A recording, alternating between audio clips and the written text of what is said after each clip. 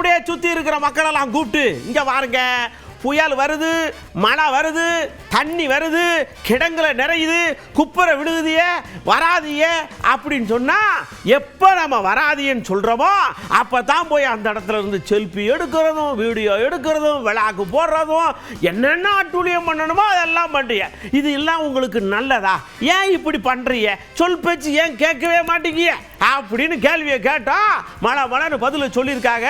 தயவு செஞ்சு குடையவாது எடுத்துகிட்டு போங்கன்ற அளவுக்கு ஆகிப்போச்சு. தமிழக மக்களும் எங்கே போனாலும் சரி, எந்த நீர்வீழ்ச்சிக்கு போனாலும் சரி, ஒரு குளத்துக்கு போனாலும் சரி, ஒரு இயற்கை சீட்டங்கள் நடக்கிற இடத்துல வந்து நம்மளா போய் அதை வந்து விளையாட்டுத்தனமாக எடுத்துக்கூடாது. கவர்மெண்ட் சைடு இருந்து சேஃப்டி மெஷர்ஸ், ப்ரிகாஷனரிஸ்ன்னு நிறைய விஷயங்கள் பண்ணாலும் எண்ட் ஆஃப் த டேல இது பப்ளிக் கோஆபரேட் பண்ணா மட்டும்தான் முடியும். இது மக்களுக்கு தேவை கிடையாது.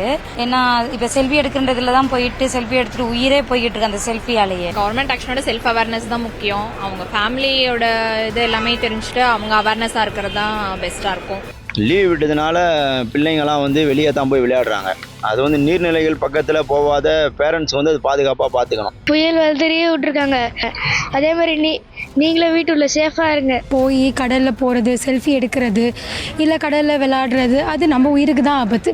அவங்க வந்து நம்ம நல்லதுக்காக, நம்ம குடும்பத்துக்காக தான் சொல்கிறாங்க. ஏன்னா எத்தனை பேர் பேரண்ட்ஸ் வந்து போய் அந்த மாதிரி காணாமல் போயிருக்காங்க. கரியரில் ஃபோக்கஸ் பண்ணால் நல்ல பெனிஃபிட் இருக்குது. இது போய் வீடியோ எடுத்து போட்டு ஒன்றும் வரப்போகிறது இல்லை அவங்களுக்கு. அதனால் எங்கேயும் யாரும் வெளியில் போகாதீங்க, அங்கெல்லாம் நின்று ஃபோட்டோ எடுத்துக்காதீங்க. தயவுசெய்து மக்களே அதை ஃபாலோ பண்ணுங்க. அதை ஃபாலோ பண்ண நமக்காக தான் சொல்கிறாங்க. ஸோ நம்ம அதை ஃபாலோ பண்ணுறதுனால நமக்கு தான் அது நன்மை. சில இடத்துல அந்த மின்சார கண்டிஷன்லாம் பார்த்து சில இடத்துல நமக்கு ரெஸ்ட்ரிக்ஷன் கொடுத்துருப்பாங்க. முடிஞ்ச வரைக்கும் நம்ம வெளியே வரதை தவிர்க்கணும். அது மட்டும் இல்லை, நாம் வந்து அரசோட விதிமுறைகளை நம்ம முற்றிலுமாக கடைபிடிக்க வேணும். As we all know, all our lives are so precious. So stay safe, stay happy. வீட்டுக்குள்ளேயே இருக்கிறதுக்கு பாருங்க, வெளியே போனா கூட சேஃபா இருங்க. பஸ்ல போகும்போதெல்லாம் கவர்மெண்ட் அலோன்ஸ் பண்ணி இருக்கிறதுனால கொஞ்சம் எச்சரிக்கையா இருக்கிறது நல்லது.